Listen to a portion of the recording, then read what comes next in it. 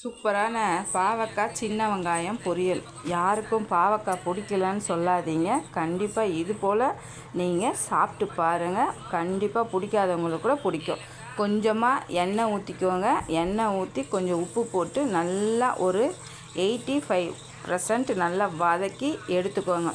அதே எண்ணெயில் கடுகு, கொஞ்சம் வெந்தயம், 1 ஸ்பூன் உளுத்தம்பருப்பு, கருவேப்பிலை, காஞ்ச மிளகாவை நல்லா பொரிச்சிக்கோங்க. அதுக்கப்புறம் ஒரு 10 பூண்டை சின்னதாக சாப் பண்ணி சேர்த்துட்டு அதையும் வதக்கிட்டு நிறைய சின்ன வெங்காயம் சேர்த்து வதக்கிக்கோங்க. பாதி வதங்கினோன்னே கொஞ்சமாக உப்பு சேர்த்து வதக்கிட்டு குழம்பு மிளகாத்தூள் சேர்த்து ஒரு 5 நிமிஷம் மூடி வச்சுட்டு அதுக்கப்புறம் வதக்கின பாவக்காவை சேர்த்து அதையும் சேர்த்து ஒரு 2 செகண்ட் வதக்கி மூடி வச்சுருங்க.